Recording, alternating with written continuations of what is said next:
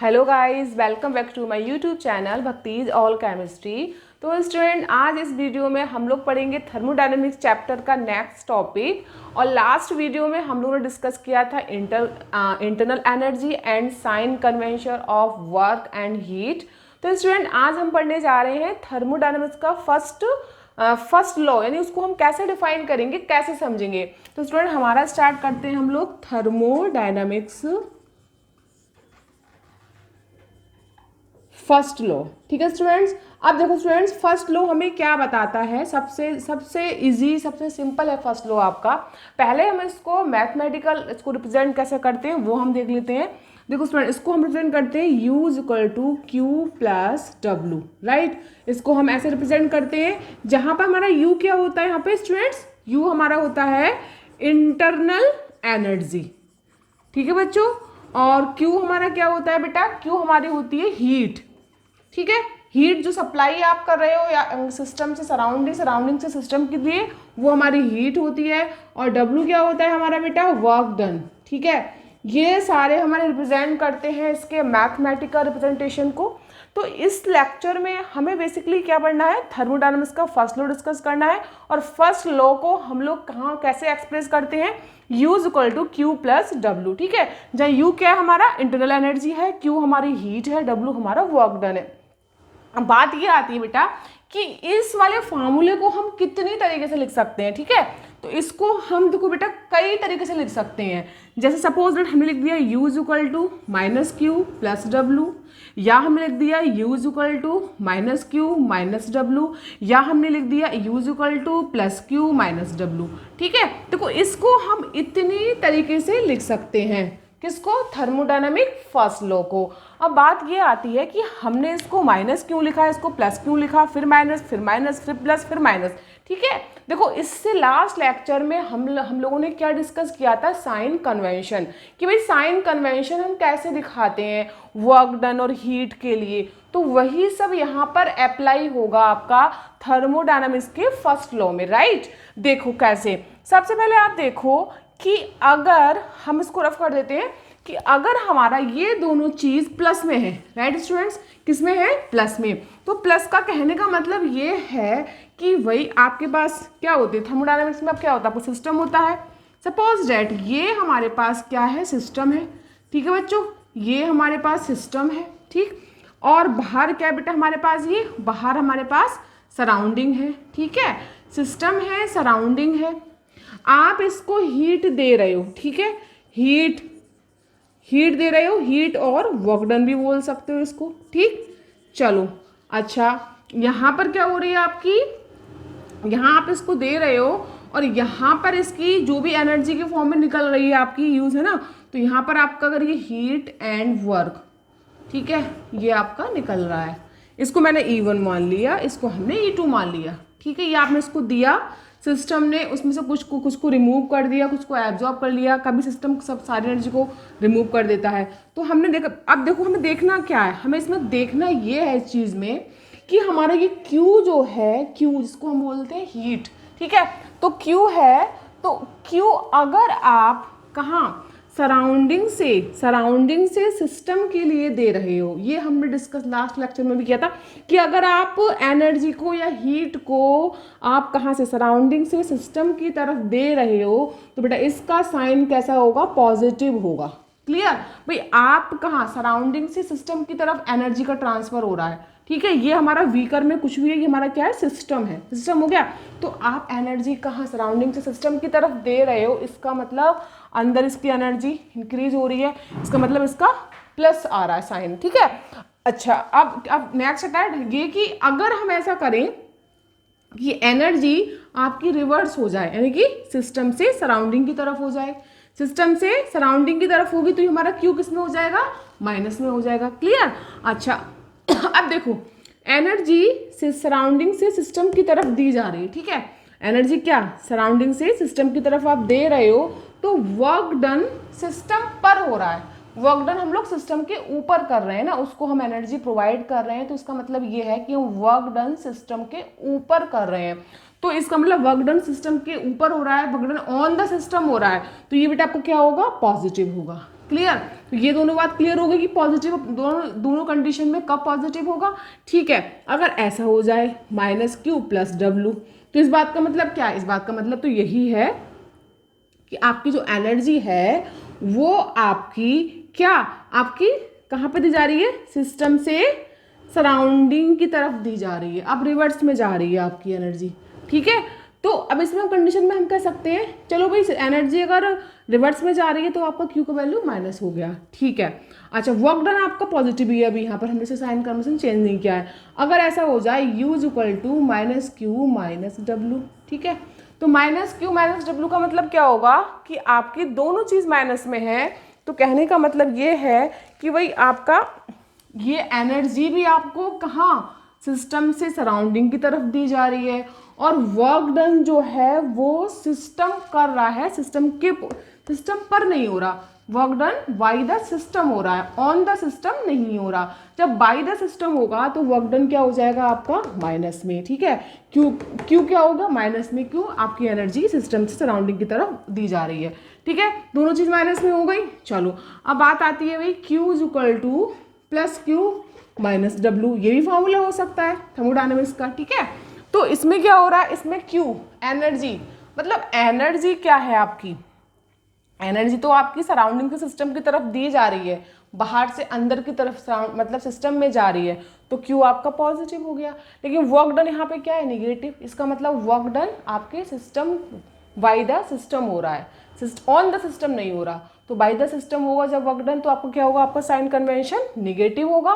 ठीक है, तो इस तरीके से 1 2 3 4 यानी कि आपके थर्मोडायनामिक्स के 4 आपके फॉर्मूले हो सकते हैं साइन कन्वेंशन के अकॉर्डिंग। बस इसमें देखना क्या है हम लोगों को, एनर्जी सराउंडिंग से सिस्टम की तरफ जाएगी तो पॉजिटिव होगा, और सिस्टम से सराउंडिंग की तरफ आएगी तो नेगेटिव होगा। अगर work done on the system होगा तो पॉजिटिव होगा, work done by the system होगा तो W नेगेटिव होगा। तो ये 4 फार्मूले आपको क्लियर हो गए। चलो अब बेटा इसके हम लिखते हैं क्या, हम इसकी लिखते हैं डेफिनेशन। डेफिनेशन क्या है हमारी, बहुत सिंपल है भाई। थर्मोडायनामिक्स का फर्स्ट लॉ कहता है energy can neither be create and nor be destroyed. ठीक है, ना एनर्जी को हम लोग क्रिएट कर सकते हैं ना डिस्ट्रॉय कर सकते हैं, बट एक फॉर्म से दूसरी फॉर्म में ट्रांसफर कर सकते हैं। तो उसे हम लोग क्या कहते हैं, थर्मोडायनामिक्स का फर्स्ट लॉ। ये तो हमने इसका साइन कन्वेंशन, उसका मैथमेटिकल जो आपका रिप्रेजेंटेशन था वो समझ लिया। अब इसके डिफाइन कैसे लिखेंगे हम लोग, देखो डेफिनेशन लिखो क्या, energy can neither be created, है ना, and nor be destroyed. Clear, ठीक है, एंड नॉर बी डेस्ट्रॉयड। ना तो आप इसको क्रिएट कर सकते हो ना डेस्ट्रॉय कर सकते हो। तो फिर कर क्या सकते हो बेटा, इसको हम ये कर सकते हैं कि इट कैन बी, है ना, it can be simply, it can be simply converted one form to another form। बात समझ में आ गई बेटा, ये हमारी इसकी हो गई डेफिनेशन कि भाई एनर्जी को ना तो हम क्रिएट कर सकते हैं, energy can neither be created and nor be destroyed, it can be simply converted one form to another form. एक फॉर्म से दूसरे फॉर्म में आप चेंज कर सकते हो, कन्वर्ट कर सकते हो, लेकिन उसको डेस्ट्रॉय क्रिएट नहीं कर सकते। ये बेटा हमारा है इसका फर्स्ट लॉ। ठीक है, चलो फर्स्ट लॉ हो गया। अब बात आती है कि ये जो U है इंटरनल एनर्जी, इसका डिफरेंस कैसे फाइंड करेंगे, इसमें चेंजिंग कैसे होगी, कब ये इंक्रीज होगी कब डिक्रीज होगी, किस कंडीशन में होगी, हमें ये चीज़ पढ़नी है। अब वो चीज़ हम कैसे पढ़ेंगे, देखो बेटा सबसे अच्छी बात है इस चीज़ को पढ़ने के लिए हम देखो डेफिनेशन तो बहुत आसान है इसकी, ये तो आपने कर ली होगी। देखो सबसे पहले हम लोग क्या करेंगे, यहाँ पे ये करेंगे, जैसे वही से बनाएंगे हम लोग, ये हमारे पास क्या है, सिस्टम। ठीक है, ये सिस्टम है, बाहर क्या है बेटा, सराउंडिंग है। ठीक, क्लियर। चलो अच्छा, अब आप इसको एनर्जी दे रहे हो, हीट एंड वर्क। ठीक है, यहाँ पे हीट एंड वर्क के फॉर्म में क्या निकलेगी, एनर्जी। ठीक, अब देखो आप इसको एनर्जी दे रहे हो, ठीक है, इसको आपने E1 मान लिया, इसको आपने E2 मान लिया। ठीक है, चलो अब फाइनली हुआ क्या, यहाँ पे जब आपने इसको एनर्जी दे दी, क्लियर, तो इसको जब आपने एनर्जी दी बेटा, तो फाइनली क्या हुआ कि इसने कुछ एनर्जी अब E1 के फॉर्म में दी जा रही है। आपको यही सेम कंडीशन मैंने वहाँ पर समझाई थी अभी ऊपर, ठीक है, क्योंकि समझाने के लिए बताया था मैंने हालांकि, लेकिन वही चीज़ हम यहाँ निकालेंगे इसके चेंजिंग में कि भाई इंटरनल एनर्जी जो यू है वो आपका कब इंक्रीज होगा कब डिक्रीज होगा। ठीक है, अब देखो फाइनली आपने E1 हीट और वर्क के फॉर्म में इसको दे रहे हो और E2 के फॉर्म में हीट या वर्क के फॉर्म में ही बाहर निकल रही है, तो चेंजिंग कब आएगा इस यू में चेंजिंग कब आएगा। देखो अगर आपने सिस्टम को एनर्जी दी, ठीक है, आपने बाहर से सराउंडिंग से सिस्टम की तरफ हीट सप्लाई की, ठीक है, तो आपने हीट सप्लाई को सपोज डेट कितना किया, 100 जूल किया, ठीक है, 100 जूल कर दिया, लेकिन इसने क्या किया, इसने 100 जूल में से 50 जूल अपने पास रख लिया और 50 जूल इसने क्या कर दिया बेटा, बाहर रिमूव कर दिया। ठीक है, बाहर रिमूव कर दिया, इसका मतलब आपकी इसमें इंटरनल एनर्जी में क्या हो गया, इंक्रीज हो गई ना भाई, आपकी एनर्जी यू क्या हो गई, इंक्रीज। क्यों इंक्रीज हो गई कि आपने दी तो उसको 100 जूल थी, उसने निकाली 50 जूल, इसका मतलब 50 जूल तो उसके पास ही रह गई ना, सिस्टम के पास इंटरनल एनर्जी क्या हो गई, इंक्रीज हो गई, है ना। तो इस कंडीशन में हम क्या कह सकते हैं, E1 is greater than E2। बात समझ में आ गई।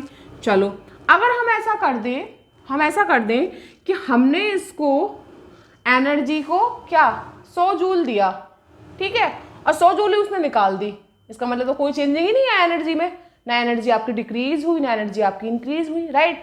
सपोज दैट मैंने इसको एनर्जी कितनी दी, 100 जूल दी, ठीक है, अब इसने क्या करा, 100 जूल ही बाहर रिमूव कर दी इसने एनर्जी। बात समझ में आ रही है बेटा, 100 एनर्जी दी, 100 निकाल, तो कोई चेंजिंग ही नहीं आया ना इसमें, यानी E1 E2 आपके इक्वल हो गए, तो सेकंड कंडीशन बेटा क्या हो गई, E1 इक्वल E2। बात समझ में आ गई। चलो अब हमने देखा कि हम जब किसी सिस्टम के लिए बाहर सराउंडिंग से जितनी एनर्जी दे रहे हैं, अगर वो उससे कम एनर्जी निकाल रहा है, इसका मतलब इंटरनल एनर्जी में इंक्रीमेंट हो रहा है। अगर वो जितनी एनर्जी हम उसको प्रोवाइड करना है उतनी एनर्जी वो निकाल रहा है, इसका मतलब E1 E2 क्या है, आपस में इक्वल है। There is no change the system, there is no change in internal energy of the system, that means क्या होगा, E1 is equal to E2 होगा। चलो अब ऐसा हो जाए कि हमने इसको 100 जूल दिया, ठीक है, अब इसने जो इसके पास ऑलरेडी पहले से थी उसको भी निकाल दिया और जो हमने इसको 100 जूल दिया उसने इसको भी निकाल दिया। सपोज डेट अब इसने निकाला बेटा 150 जूल, अब भाई ये तो कहानी गड़बड़ हो गई, 150 जूल निकाल दिया, कहने का मतलब तो ये है भाई हमने 100 दिया उसने वो भी निकाल दिया और जो उसके पास पहले से स्टोर थी 50 जूल उसने वो भी निकाल दी। अब क्या हो गया, तो इसकी बेटा सिस्टम की इंटरनल एनर्जी आपकी कम हुई नहीं हुई, इंटरनल एनर्जी क्या हो गई फिर आपकी कम हो गई। तो थर्ड फॉर्म क्या बन गई बेटा, थर्ड फॉर्म बन गया E1 is less than E2। कहने का मतलब है आपने E1 दिया था 100 जूल लेकिन निकला 150 जूल, तो E1 is less than E2। बेटा ये 3 कंडीशन हो सकती है हमारी, ठीक है, इंटरनल एनर्जी के चेंजिंग में, ठीक है। तो फाइनली हम इन तीनों कंडीशन को यहाँ पे लिखेंगे। क्लियर बेटा, तो कैसे लिखेंगे बेटा, हाँ देखो इसको ऐसे लिखेंगे, पहली कंडीशन क्या है, E1 is greater than E2, right बच्चों। तो अगर E1 is greater than E2 होगा बच्चों, हमारे E1 is greater than E2 रहेगा बच्चों, तो फाइनली उस कंडीशन में क्या होगा आपका, तो देन आप लिख दो, हमने क्या बोला, अगर E1 आप 100 जूल दे रहे हो 50 जूल निकल रही है, इसका मतलब क्या, U आपका उसमें इंक्रीमेंट हो रहा है, तो क्या लिखोगे, देन इंटरनल एनर्जी क्या होगी बेटा, इंक्रीज।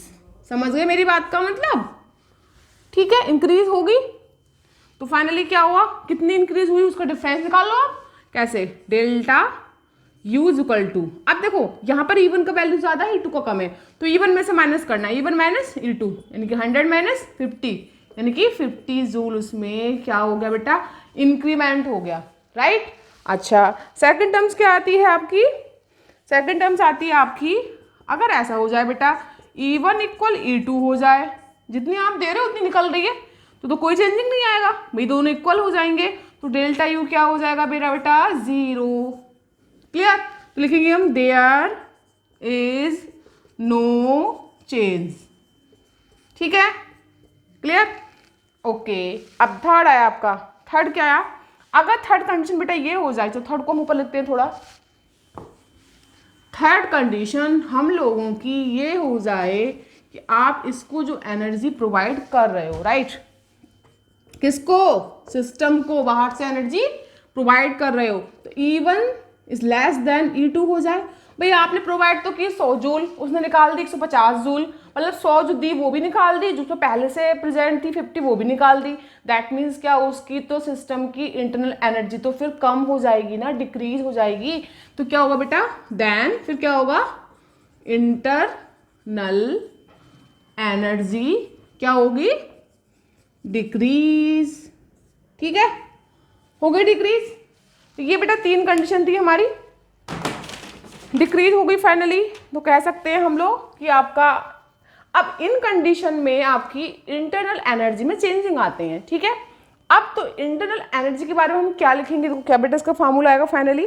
तो लिखेंगे हम internal energy remains constant unless there is no transfer surrounding to system. कहने का मतलब है जब तक सिस्टम के पास एनर्जी का कोई ट्रांसफर नहीं होगा तब तक इंटरनल एनर्जी आपकी कांस्टेंट रहेगी।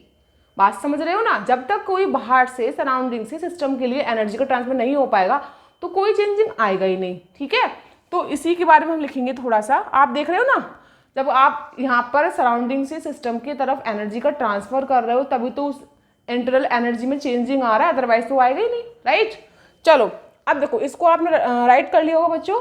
देखो अब इसमें हम लोग क्या करेंगे, हम लिखेंगे एक बेटा पॉइंट लिखेंगे इसमें हम इसी के नीचे क्या, internal energy remains constant unless energy transferred from surrounding to system. ठीक है, ये बात लिख रही है हम लोगों को। इंटरनल एनर्जी रिमेन्स कांस्टेंट, ठीक है, अनलेस जब तक कि क्या, देयर इज नो ट्रांसफर। ठीक है बेटा, एनर्जी इज आप लिख सकते हैं energy is transferred from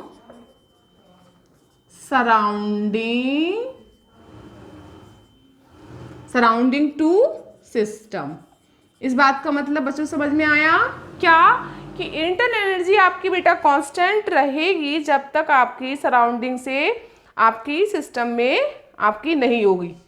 surrounding to system किसके फॉर्म में?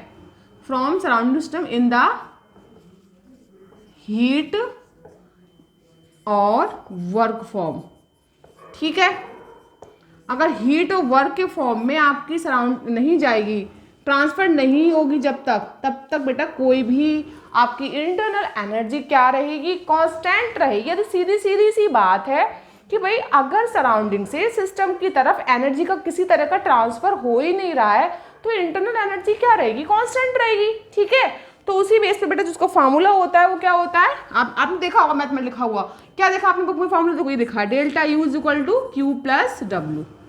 यही तो होता है फार्मूला बुक में लिखा हुआ। तो डेल्टा यू का मतलब क्या है? Energy transfer. एनर्जी ट्रांसफर हो रही है नहीं हो रही है, इसमें चेंजिंग क्या आ रहा है, उसकी इंटरनल एनर्जी फाइनल क्या थी, इनिशियल क्या थी। तो डेल्टा यू क्या लिख सकते हो आप? You final minus you initial. बात समझ में आ गई बच्चों? इसको हम ऐसे लिख सकते हैं। और यहाँ बेटा प्लस क्यू का मतलब क्या है? अब आपको मैं पहले बता चुकी हूँ। यहाँ plus Q plus W, plus Q का मतलब है कि आपकी हीट सप्लाई हो रही है सराउंडिंग से सिस्टम की तरफ, और प्लस डब्ल्यू का मतलब है कि आपका work done on the system हो रहा है, वाई द सिस्टम नहीं हो रहा है। अगर ऑन द सिस्टम होगा तो हमेशा वर्क डन क्या होगा? पॉजिटिव होगा, राइट? चलो ये बेटा हमारा हो गया कंप्लीट। अब हमने बेटा ये थर्मोडायनामिक्स का फर्स्ट लॉ को डिस्कस कर लिया अच्छे से। इसका एक सिंबल क्या है, चेंजिंग कब हो रहा है, कैसे हो रहा है, कब पॉजिटिव होता है, कब निगेटिव होता है, विद साइन कन्वेंशन हमने प्रूफ कर लिया, राइट? अब बेटा आपकी थर्मोडायनेमिक्स में एक वो आपका एक वो मतलब आता है वर्क, और वर्क डन से पहले हम पढ़ते हैं उसका रिवर्सिबल और इरिवर्सिबल प्रोसेस, यानी कि रिवर्सिबल एंड इरिवर्सिबल प्रोसेस होती क्या है आपकी थर्मोडायनेमिक्स में, राइट। देखो सबसे पहले हम यहाँ पे डिस्कस करेंगे, इसको रफ करते हैं, ठीक है बेटा। देखो क्या डालेंगे हम, reversible and irreversible process in thermodynamics. बहुत आसान सा है, कुछ भी नहीं है इसमें। देखो तो हमने यहाँ पे लिखा बेटा रिवर्सिबल एंड इरिवर्सिबल, ठीक है, प्रोसेसेस क्या है। सबसे पहले हम लिख देखेंगे यहाँ पे बेटा कि भाई रिवर्सिबल प्रोसेस क्या है, इरिवर्सिबल प्रोसेस क्या है इन थर्मोडायनामिक्स में, इस टर्म्स का मतलब क्या है। बहुत ही सिंपल तरीके से इसको हम समझेंगे। देखो थर्मोडायनामिक्स में हम लोग जब भी किसी सिस्टम की बात करते हैं बच्चों, तो यहाँ पता है क्या लेते हैं हम लोग, ये सपोज डेट ये हमारे पास एक पिस्टन लगा हुआ क्या है, सिलेंडर है, ठीक है, पिस्टन लगा हुआ ऊपर से सिलेंडर, इसके अंदर गैस भरी हुई है, क्लियर। चलो ठीक है, अब देखो एक पिस्टन लगा सिलेंडर है आपके पास, क्लियर। तो बेटा उसका कुछ ना कुछ पी एक्सटर्नल प्रेशर होगा, ठीक है, और गैस के अंदर क्या होगा बेटा, एक पी इंटरनल प्रेशर होगा, पी इंटरनल प्रेशर होगा। बात समझ में आ गई। मैं आपसे बोलूं बेटा अगर किसी पिस्टन लगे हुए सिलेंडर में जो उसके अंदर वाला गैस के सिलेंडर के अंदर जो गैस का इंटरनल प्रेशर है और बाहर से जो पिस्टन है और आप उस पर बाहर से कोई प्रेशराइज कर रहे हो, उस पर प्रेशर लगा रहे हो, वो आपका हो गया एक्सटर्नल प्रेशर, राइट। अगर ये दोनों कंडीशंस में दोनों प्रेशर क्या हो जाए, इक्वल हो जाए। बात समझ में आ रही है, क्या हो जाए, पी एक्सटर्नल इक्वल है ना पी इंटरनल, हो गए दोनों इक्वल, ठीक है। तो दोनों इक्वल हो गए तो इस बात का मतलब क्या है कि इसको हम बोलेंगे रिवर्सिबल प्रोसेस। लेकिन हालांकि एक बात बोलूं बच्चों, ये हम कह सकते हैं कि दोनों इक्वल हो जाएं, लेकिन ये इक्वल होते नहीं है। होता क्या है, जैसे कि कोई पिस्टन लगा सिलेंडर है, ठीक है, अब उसमें पिस्टन लगा हुआ है, आपने उसके ऊपर ना मतलब इसमें हम क्या करते हैं, इसमें बहुत माइन्यूट सा अगर हम एक्सटर्नल प्रेशर चेंज कर देते हैं, ठीक है, तो फाइनली क्या होगा, ये ना पिस्टन जो है हल्का सा बहुत माइन्यूट सा खिसक कर नीचे आ जाता है, मतलब माइन्यूट सा डिफरेंस होता है। तो उस माइन्यूट से डिफरेंस को हम इतना ऑब्जर्व नहीं करते कि ये ज़्यादा होगा, तो माइन्यूट से डिफरेंस तो इसमें होता क्या बेटा, वो माइन्यूट से डिफरेंस में भी ये जो है एक्सटर्नल और इंटरनल प्रेशर अप्रॉक्सीमेशन बराबर रहते हैं, तो इसको हम बोलते हैं रिवर्सिबल प्रोसेस, ठीक है। बात समझ रहे हो ना। रिवर्सिबल क्या है कि अगर ये आपका जैसे कि ये इसके ऊपर मैंने कोई वेट नहीं लगाया, मेरे पास कोई पिस्टन लगा सिलेंडर है, मैंने उसके ऊपर कोई भी वेट नहीं लगाया है, लेकिन वो अपने आप ऑटोमेटिक नीचे को जा रहा है, ठीक है। जैसे मान लो सपोज डेट ये सिलेंडर है, पिस्टन लगा हुआ है ना, अब लेकिन आपको लगेगा नहीं, आपको दिखाई नहीं देगा कि ये पिस्टन ये मतलब नीचे जा रही है पिस्टन। आप जब पहले देखने आओ तो ऐसे थी, अब मान लो उसमें माइन्यूट से थोड़ा सा डिफरेंस ऐसे आया, तो आपको ऐसा ऑब्जर्व ही नहीं होगा कि भाई पिस्टन क्या नीचे को गई। हालांकि 0.05 अगर वो नीचे गई भी होगी तो आपको ऐसा एहसास नहीं होगा कि पिस्टन नीचे गई होगी, हल्का सा ये इतना सा नीचे गई होगी। तो आप उसको क्या सोचेंगे, यार यहाँ तो एक्सटर्नल और इंटरनल प्रेशर बराबर हैं, अगर माइन्यूट सा बहुत माइन्यूट सा 0.05 डिफरेंस हुआ भी होगा तो हमें दिख नहीं रहा, ऑब्जर्व नहीं हो रहा, तो उस कंडीशन को हम लोग क्या बोलते हैं यहाँ पर, उसको बोलते हैं रिवर्सिबल प्रोसेस। तो ये हमारी क्या है बेटा, रिवर्सिबल प्रोसेस, ठीक। चलो अब बात दूसरी क्या आती है, दूसरी बेटा आपकी आती है इररिवर्सिबल प्रोसेस। उसमें क्या होता है, उसमें होता क्या है बेटा, देखो जैसे आपके पास कोई पिस्टन लगा सिलेंडर है, सपोज डेट यही बना दो, ये मैंने बनाया, ये पिस्टन लगा क्या है मेरे पास सिलेंडर है, ठीक है। चलो अब ये बाहर वाला प्रेशर कैसा होता है बेटा, एक्सटर्नल, और अंदर वाला, अंदर गैसेस में अंदर वाला क्या है हमारा, पी इंटरनल प्रेशर, ठीक है बच्चों। एक बात सुनो, आपने पिस्टन के ऊपर कोई भारी सा वेट लगा दिया, उसके ऊपर कोई वेट रख दिया, जैसे आपने उस पर वेट रखा वो पिस्टन खिसक कर नीचे पहुंच गई एकदम, भाई उस पर प्रेशर पड़ा ऊपर से, यानी कि एक्सटर्नल प्रेशर अब ज़्यादा हो गया, किससे? इंटरनल वाले प्रेशर से ज़्यादा हो गया। तो इसका मतलब P एक्सटर्नल P इंटरनल आपस में इक्वल नहीं है, P एक्सटर्नल P इंटरनल से ज़्यादा है। आपने उसके ऊपर, पिस्टन के ऊपर कोई भारी वेट रख दिया तो पिस्टन बहुत जल्दी से नीचे यहाँ थी और ऐसे पहुँच गई, ठीक है। तो फाइनली ये कंडीशन क्या है हमारी, यहाँ P external not equal P internal. तो बेटा ये कंडीशन क्या हो गई हमारी, बेटा बोलो, ये कंडीशन हमारी हो गई बेटा क्या, इररिवर्सिबल प्रोसेस। इसको हम बोलते हैं इररिवर्सिबल प्रोसेस। एक बात सुनो, क्या अगर आप इसमें माइन्यूट सा डिफरेंस भी करोगे, ठीक है, तो वो लौट कर अपनी उस कंडीशन में नहीं आएगी। सपोज दैट आप ऊपर की बिल्डिंग से छलांग लगा रहे हो, ठीक है, आपने 5th मंजिल से और ग्राउंड फ्लोर के लिए छलांग लगाया कि भाई मैं तो छलांग लगा लूँगा, मुझे कुछ होगा ही नहीं, ठीक है, छलांग लगाई जैसे आपने।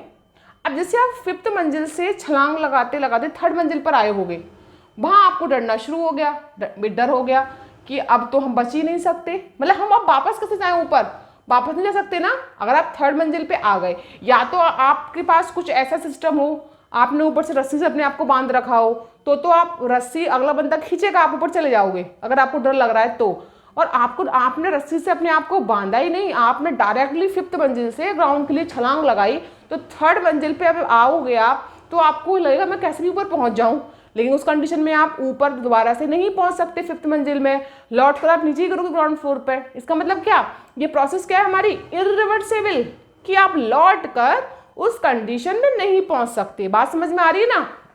ऐसे हमने क्या किया, हमने पिस्टन के ऊपर कोई भारी वेट रख दिया। अब पिस्टन जैसे भारी वेट रखा, पिस्टन जैसे फटाम से नीचे को ऐसे गया, ऐसे नीचे गया पिस्टन, ठीक है, तो नीचे जाने पर वो पिस्टन दोबारा बैक में ऊपर नहीं जा सकता।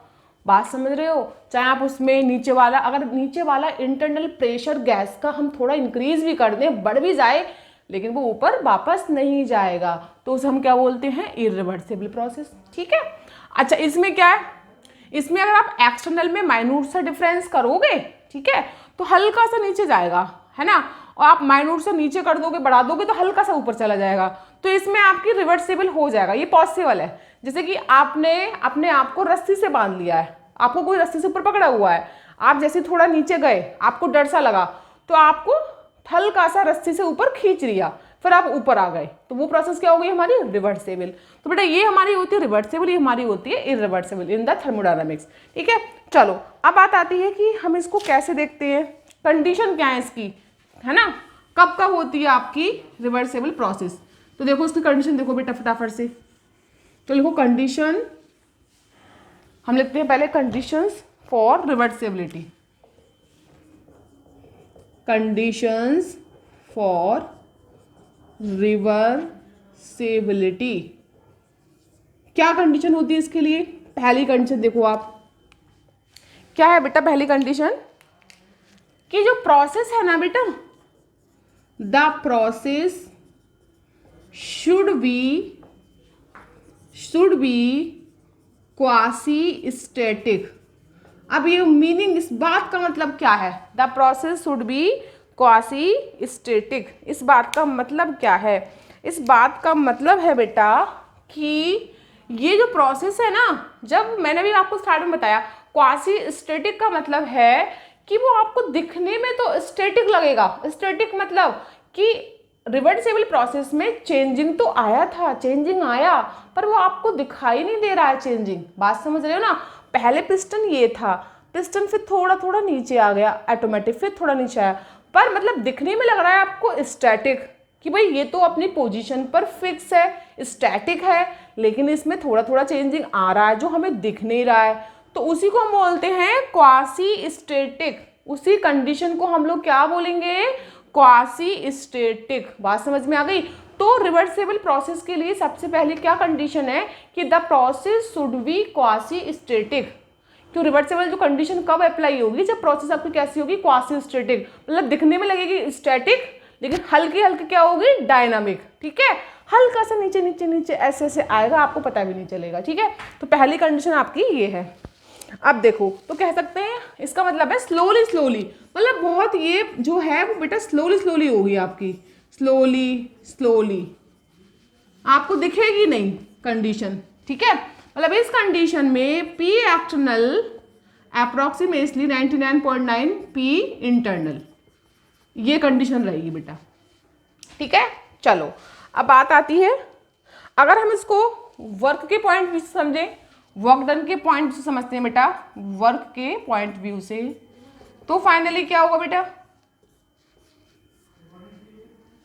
देखो वर्क के पॉइंट व्यू से हम समझेंगे तो क्या करेंगे, देखो सबसे पहले हमारे पास ये क्या है, पिस्टन लगा सिलेंडर है, ठीक है, ये पिस्टन लगा सिलेंडर है, क्लियर। अब हमने क्या किया, इसका जो बेटा प्रेशर था ना एक्सटर्नल, हमने उसको इंक्रीज कर दिया, ठीक है। हमने उसको कितना इंक्रीज किया बेटा, हमने उसको इंक्रीज किया यहाँ पर, सपोज डैट हमने इसके प्रेशर को इंक्रीज किया से हमारा P प्लस ये वर्क डन में आ गया DP, मतलब आपने इसमें DP का मतलब क्या, आपने प्रेशर में डिफरेंस कर दिया। प्रेशर पहले कितना था हमारा 5 था और इसमें आपने 0.05 माइन्यूट सा इंक्रीज कर दिया, माइन्यूट सा आपने इंक्रीज करा तो पिस्टन थोड़ा सा नीचे आ गया, ठीक है। चलो अच्छा, अगर हम तो उस कंडीशन में भी आपका पिस्टन थोड़ा नीचे आएगा, है ना, लेकिन वो हमें ऑब्जर्व नहीं होगा, हम देख उसको हम समझ नहीं पाएंगे। आप ये भी कर सकते हो, अगर आप माइन्यूट सा, लेकिन बात किस में कर रहे हैं बेटा, हम ये वर्क डन के प्रेशर कौन सा है हमारा, ये एक्सटर्नल प्रेशर की बात कर रहे हैं हम लोग, ठीक है। अगर हम P माइनस DP कर दें, ठीक है, किसके, अगर हम एक्सटर्नल प्रेशर को माइन्यूट सा डिक्रीज कर दें, कितना, सपोज बेटा हमारा 5 था, 5 में से हमने 0.05 डिक्रीज कर दिया, ठीक है, डिक्रीज कर दिया तो इसका मतलब क्या, जो आपका नीचे वाला प्रेशर होगा थोड़ा ज़्यादा हो गया, तो थोड़ा पिस्टन आपका फिर नीचे को इतना नहीं जा पाएगा, तो नीचे वाला फोर्स लगाएगा हल्का सा, ठीक है, अब उसके अपोजिंग फोर्स लगाएगा, है ना, वो हल्का सा फोर्स लगाएगा, क्योंकि आपने ऊपर वाला एक्सटर्नल प्रेशर आपका डिक्रीज हो गया तो नीचे वाला इंटरनल ज़्यादा हो जाएगा, नीचे वाला जो गैस का इंटरनल ज़्यादा होगा तो हल्का सा फोर्स ऊपर को वो लगाएगा, है ना। तो ये चीज़ें आपको माइन्यूट सा, ये ऑब्जर्वेशन माइन्यूट सा होगा, आपको दिखाई नहीं देगा, तो ये हम इसको वर्क के पॉइंट व्यू से ऐसे समझ सकते हैं, ठीक है। तो ये हमारी कंडीशन अगर होती है, अगर हमारी ये कंडीशन होती है और माइन्यूट सा हम प्रेशर में चेंजिंग करते हैं जरा सा और वो चेंजिंग हमें दिखता नहीं है, तो उसी प्रोसेस को हम बोलते हैं quasi static, the process would be. तो ये हमारी पहली कंडीशन है बेटा रिवर्सिबिलिटी की, कि process should be quasi static, ठीक है। चलो ये हमारा हो गया। अब हम इसकी पढ़ेंगे प्रॉपर्टीज, कि भाई प्रॉपर्टीज क्या है, इसकी कौन कौन सी प्रॉपर्टीज है, क्या करैक्टरिस्टिक है आपकी रिवर्सिबिलिटी की, ठीक है, तो वो हम पढ़ते हैं इसमें। तो फाइनली हम पढ़ेंगे करैक्टरिस्टिक ऑफ रिवर्सिबिलिटी। तो बेटा 4-5 है, ज़्यादा नहीं है। उसके बाद फिर हम पढ़ेंगे, किसकी पढ़ेंगे, इरिवर्सिबल की, ठीक है। इरिवर्सिबल आपको समझ में आ गया, जैसे इसका उल्टा होता है, ठीक है। तो यहाँ पे लिखेंगे हम करैक्टरिस्टिक्स ऑफ रिवर्सिबिलिटी क्या है। पहली बात बेटा ये है कि रिवर्सिबिलिटी में जो आपके ऊपर एक्सटर्नल प्रेशर है, ड्राइविंग फोर्स है, और एक उसका अपोजिंग फोर्स है, उन दोनों का जो डिफरेंस होगा बहुत ज़्यादा स्मॉल होगा, क्यों हम ज़्यादा डिफरेंस होता ही नहीं है, बहुत मैग्नीट्यूड डिफरेंस होता है, पिस्टन आपको बहुत धीरे धीरे नीचे जाती दिखाई देती है, ठीक है। तो लिखेंगे हम यहाँ पे first, difference between driving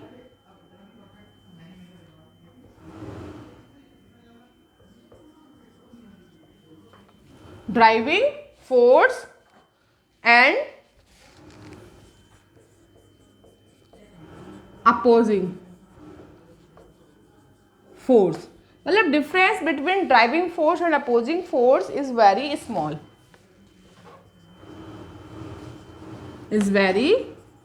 small, कहने का मतलब है जो ऊपर से बेटा आपका एक फोर्स लग रहा है, एक नीचे वाला फोर्स लग रहा है, उन दोनों का डिफरेंस बहुत स्मॉल होना चाहिए, तभी वो आपकी क्या होगी, रिवर्सिबल कंडीशन होगी, ठीक है। यानी हम लिख सकते हैं dp इज इक्वल टू 0 या dt इज इक्वल टू 0, इनका डिफरेंस क्या होना चाहिए, 0 होना चाहिए, मतलब बहुत ना के बराबर डिफरेंस होगा तो अपना भी 0 आएगा, ठीक है।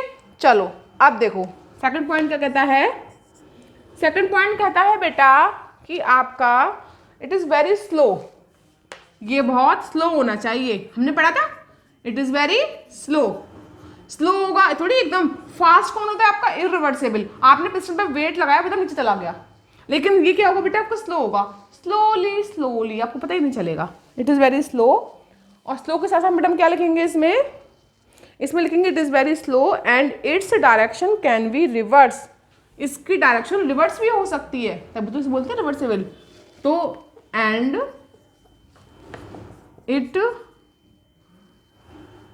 Its direction can be reversed. ठीक है, by making reverse, by making a very small change. Reverse by making a very small change. किसमें? अगर आप थोड़ा सा भी स्मॉल चेंज कर दें। मैंने क्या करा? मैंने अगर थोड़ा सा एक्सटर्नल यानी प्रेशर में थोड़ी चेंजिंग कर दिया, उसे बढ़ा दिया, तो वो थोड़ा नीचे चला गया। अगर मैंने हल्का सा प्रेशर एक्सटर्नल कम कर दिया, तो फिर वो हल्का सा ऊपर आ गया। तो मतलब क्या है कि ये प्रोसेस बहुत स्लो होती है और इसमें हम क्या इसको रिवर्स कर सकते हैं। इस प्रोसेस को नीचे से ऊपर, ऊपर से नीचे कर सकते हैं थोड़ी सी चेंजिंग करने पर। किसमें? ड्राइविंग फोर्स में। ड्राइविंग या फिर आप कह सकते हो उसके अपोजिंग फोर्स में। ठीक है बेटा, तो क्या लिखोगे? चेंज इन ड्राइविंग फोर्स या फिर opposing force. Small change in driving force या फिर अपोजिंग फोर्स। बात समझ में आ रही है बेटा? नहीं है ना?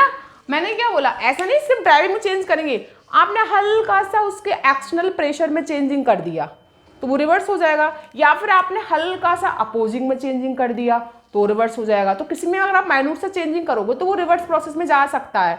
ठीक है, तो वही चीज, और बहुत ही स्लोली स्लोली होगा। तो वही हमने बेटा सेकंड पॉइंट लिखा है इसका। ये फर्स्ट पॉइंट, सेकंड पॉइंट। ठीक है, अच्छा थर्ड कंडीशन क्या आती है बेटा? इसमें क्या होता है बेटा? इसमें सिस्टम जो होता है ना इक्विलिब्रियम में रहता है। फिर रिवर्सेबल है तो इक्विलिब्रियम तो रहेगा, हमने पढ़ा है, हमने चैप्टर पढ़ा है ना इक्विलिब्रियम, कि वो रिवर्सेबल रिएक्शन के लिए तो आपको इक्विलिब्रियम होता है। तो वही हमारा थर्ड पॉइंट क्या है बेटा इसमें? The system will be equilibrium, है ना? द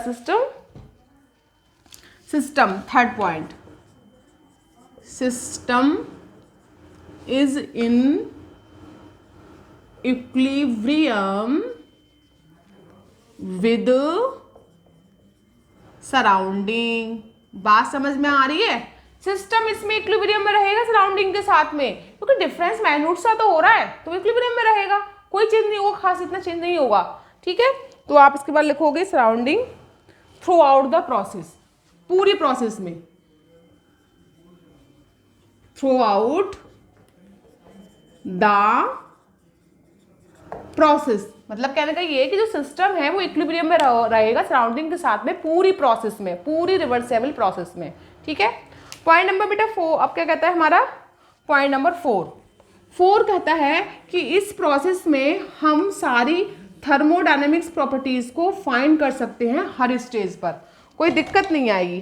ठीक है, तो 4 पॉइंट कहता है थर्मोडायनेमिक्स प्रॉपर्टीज लाइक कौन? प्रेशर हो गया, temperature, etc can be calculated in every state. ठीक है, क्या लिखोगे? आर डिफाइंड, ये भी लिख सकते हो आर डिफाइंड। ठीक है, are defined all stage initial हो चाहे फाइनल स्टेज हो, कोई स्टेज हो, आप बात समझ रहे हो ना? रिवर्सेबल प्रोसेस में किसी भी स्टेज पर, चाहे इनिशियल स्टेज हो चाहे फाइनल हो चाहे मिड वाली स्टेज हो, किसी भी स्टेज पर हम सारी थर्मोडायनेमिक प्रॉपर्टी को डिफाइन कर सकते हैं, जैसे प्रेशर एंड टेम्परेचर। ठीक है, लास्ट बेटा इसका पॉइंट क्या है? इसकी कैरेक्टरिस्टिक 5 है इसका, कि पूरी प्रोसेस में आपका ये सिस्टम है वो आपकी इनिशियल कंडीशन में स्टोर किया जा सकता है। तो ऑन रिट्रैक्टिंग पाथ आप उसको रिट्रैक कर सकते हो वापस, उस मतलब उस ट्रैक से दोबारा उस ट्रैक पर वापस ला सकते हो जहां से वो स्टार्ट हुआ, है ना? The path system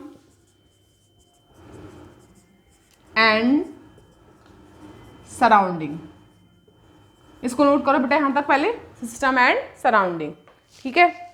system and surrounding are restored to their, system and surrounding are restored to their, उसकी ओरिजिनल एनर्जी में रिस्टोर की जा सकती है, ठीक है बेटा, to their original energy state, to their original energy state.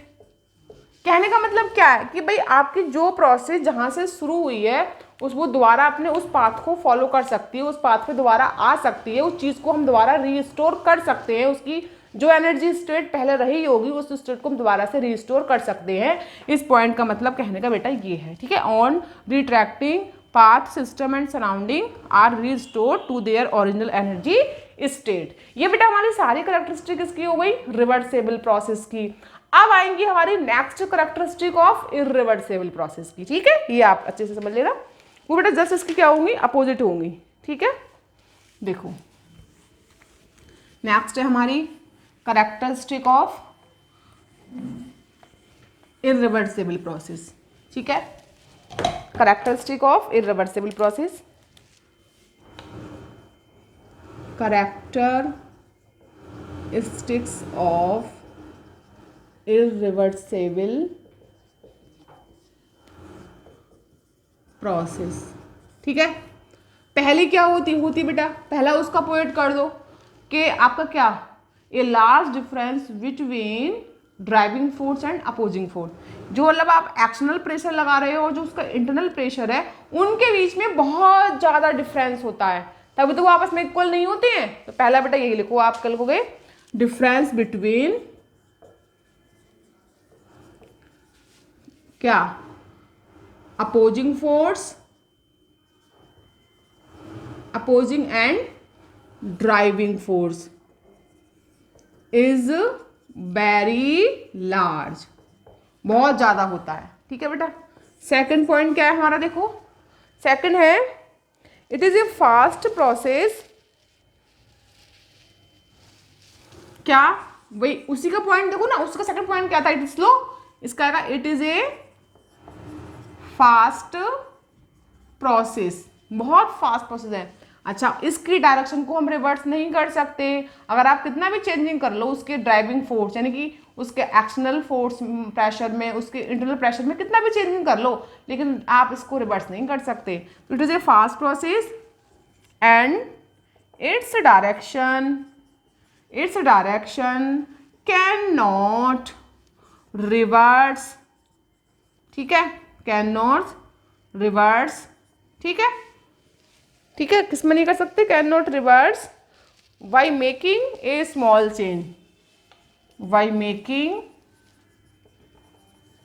A small change in किसमें, अपोजिंग फोर्स या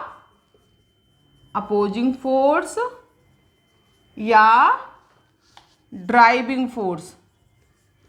अगर आप अपोजिंग फोर्स ड्राइविंग फोर्स में जरा सा भी चेंज कर दो तो ये रिवर्स नहीं होगी, रिएक्शन वापस उस कंडीशन में नहीं आएगी, वापस इसकी डायरेक्शन को रिवर्स नहीं कर सकते हम, ठीक है। इस direction can not be reverse by making small change in opposing driving force. It is a fast process, बहुत फास्ट होती है एकदम से।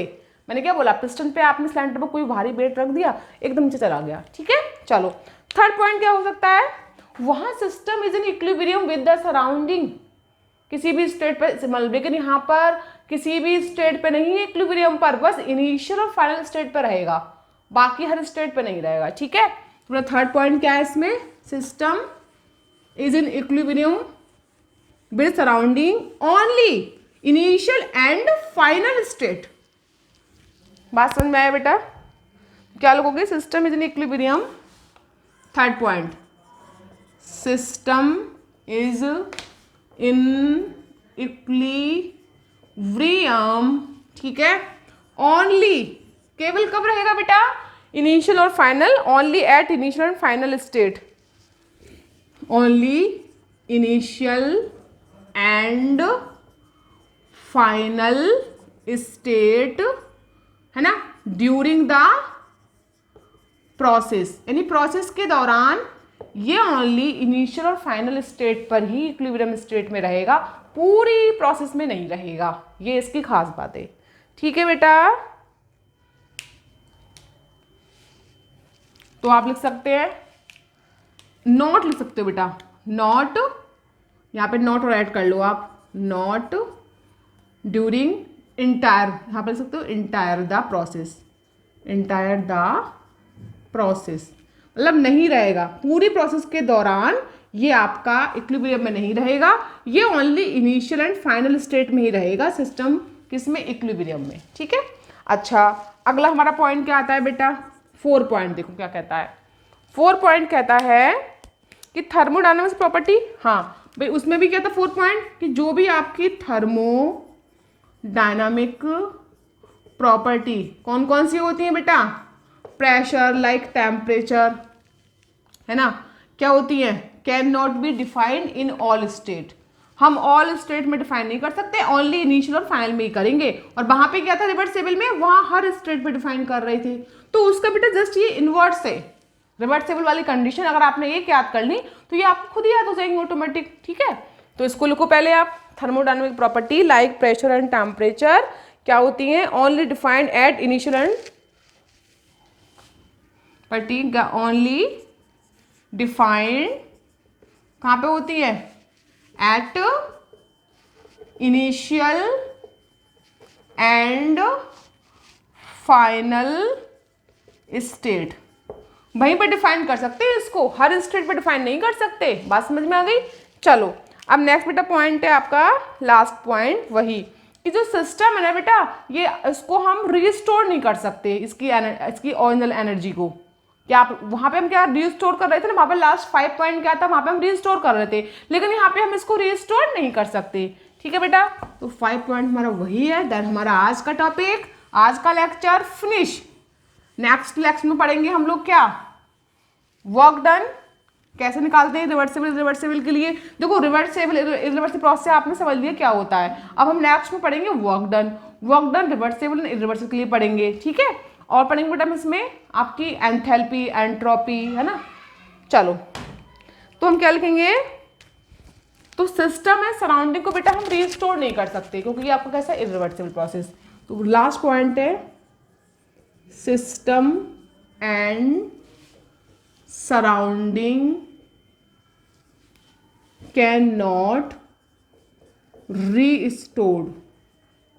ठीक है, रीस्टोर नहीं हो सकते ना, देखो लिखा है आपके सामने, restore to their original energy level, to their original energy level. बात समझ में आ रही है। जो उनका ओरिजिनल एनर्जी लेवल है उसको हम दोबारा से सिस्टम सराउंडिंग को हम किसके, system and surroundings can not restore, भाई हम सिस्टम सराउंडिंग को रिस्टोर नहीं कर सकते उनके जो ओरिजिनल एनर्जी लेवल है उसके लिए। ठीक है बेटा, चलो when system reach its initial and final, जब सिस्टम कहाँ पहुंचता है आपका, when system reach at initial state, reach at final state बेटा। इस बात का मतलब समझे ना, भाई जैसे ही सिस्टम इनिशियल से फाइनल स्टेट पर पहुंचा, तो फाइनल स्टेट पे सिस्टम पहुंच गया, तो हम उसकी जो इनिशियल स्टेट पर ओरिजिनल एनर्जी लेवल था उसको हम रीस्टोर नहीं कर सकते, जो कि हम रिवर्सिबल में वहां पर कर रहे थे। उसी का बेटा जस्ट पॉइंट ये अपोजिट है। ठीक, तो लिखेंगे system and surrounding can not restore to their original energy level, मतलब सिस्टम और सराउंडिंग को हम रिस्टोर नहीं कर सकते उनके ओरिजिनल एनर्जी लेवल पर, व्हेन जब सिस्टम कहाँ पहुंचता है अपनी फाइनल स्टेट पर। तो जब फाइनल पे पहुंचेगा तो इनिशियल को कैसे आप रिस्टोर कर पाओगे, नहीं कर पाओगे। यही पॉइंट वहां हमने समझा था, यही बेटा ये हमारा इसका है लास्ट पॉइंट। बेटा इसको आप राइट कर लो, है ना। ठीक है, तो कहने का मतलब है भाई, अब जैसे कि आपने, अब आप यहाँ पे ऐसा नहीं है, आप ये भी लिख सकते हो रीच एट इनी फाइनल स्टेट, भाई जब फाइनल पे पहुंचेगा तो इनिशियल को फाइंड नहीं कर सकते, और जब आपका इनिशियल पे पहुंचेगा तो फाइनल को फाइंड नहीं कर सकते। तो ये हमारा बेटा इसका होगा लास्ट पॉइंट, ठीक है, फाइनल स्टेट। अब आपने इसको ये ज़्यादा बेटर रहेगा, आपको इसको लर्न करने में दिक्कत नहीं होगी। इस स्टेप जब आपकी प्रोसेस हो रही है तो वो इनिशियल से फाइनल में पहुंच गया, तो फाइनल पे पहुंचने के बाद हम उसकी इनिशियल स्टेट को नहीं रिस्टोर कर सकते, पास में रहे हो ना। लेकिन हम रिवर्सिबल में वो फाइनल पे पहुंच जाता तो हम उसको इनिशियल को फाइंड कर पाते, वो रिवर्सिबल प्रोसेस है। तो बेटा ये हमारी थी 5 प्रोसेस, इसमें आपने सबकी करैक्टरिस्टिक देख ली बेटा, ठीक है। तो हम इसमें क्या लिखेंगे यहाँ पे कि आप फाइनली देखो, लैंग्वेज की अगर बात आती है तो लैंग्वेज आप अपने अकॉर्डिंग लिख सकते हो, है ना। अगर आपको इससे भी आसान लैंग्वेज लगे तो आप अपने वर्ड्स में लिख सकते हो। हमने इसको मेन हमारा कंसेप्ट क्या है समझना। अब बहुत से बच्चे ऐसे भी लिखेंगे सिस्टम एंड सराउंडिंग टू, मतलब टू देयर एनर्जी, मतलब सिस्टम एंड सराउंडिंग की जो एनर्जी लेवल है हम उसको रिस्टोर नहीं कर सकते, उसको हर स्टेट पे फाइंड नहीं कर सकते, है ना। तो ये भी लिख सकते हो आप। तो आपको जो लैंग्वेज इजी लगे आप उसको प्रेफर कर सकते हो, ठीक है। मेन हमारा क्या है, कंसेप्ट को क्लियर करना। मैंने आपको कंसेप्ट क्लियर कर दिया कि भाई जब कोई इरिवर्सिबल प्रोसेस में सिस्टम और सराउंडिंग है तो उनके हम उसको हम कैन नॉट, उसको क्या नहीं कर सकते, रिस्टोर नहीं कर सकते। अगर एनर्जी जो हमारी निकल गई, जो हमारी इनिशियल स्टेट में हो गई, तो हम उसको फाइनल पे जाके दोबारा से रिस्टोर नहीं कर पाएंगे। इस बात का मतलब ये है, जब सिस्टम आप कहाँ पहुंचेगा, इनिशियल से फाइनल स्टेट पर, तब। इस बात का पॉइंट का मतलब ये था। तो स्टूडेंट्स आज के लिए इतना ही काफ़ी है। आज इस लेक्चर में हम लोगों ने क्या पढ़ा था, थर्मोडायनामिक्स का first law with sign convention, ठीक है, और उसकी इंटरनल एनर्जी में चेंजिंग कब होते हैं, कैसे होते हैं, वो भी हमने डिफरेंस पढ़ लिया। एंड हम लोगों ने पढ़ा कि रिवर्सिबल इरिवर्सिबल प्रोसेस क्या होता है थर्मोडायनामिक्स में, और उस प्रोसेस के ड्यूरिंग जो उसकी कंडीशन है वो क्या है, और उसकी करैक्टरिस्टिक क्या है रिवर्सिबल की और इरिवर्सिबल की। तो ये बेटा लेक्चर हमारा आज का यहाँ फिनिश होता है। आज को यही हम स्टॉप करते हैं। और याद रखना, अगर आपने रिवर्सिबल कंडीशन ऑफ या करैक्टरिस्टिक ऑफ रिवर्सिबल प्रोसेस की लर्न कर ली तो इरिवर्सिबल में कुछ भी नहीं है, उसकी जस्ट अपोजिट कर देना, तो आपको दोनों एक साथ याद हो जाएंगी। तो स्टूडेंट आज के लिए हम इतना ही पढ़ेंगे। बाकी इसके नेक्स्ट लेक्चर में हम पढ़ेंगे इसका न्यू टॉपिक। वो है हमारा क्या, वो हमारा है work done and work done for reversible and irreversible process. और हम लोग पढ़ सकते हैं इसमें अपना एंट्रोपी, या पढ़ेंगे हम फिर enthalpy and change in enthalpy. तो स्टूडेंट्स आज के लिए इतना ही काफ़ी है। मिलते हैं आपसे नेक्स्ट वीडियो में एक न्यू एंड नेक्स्ट टॉपिक के साथ। Thank you.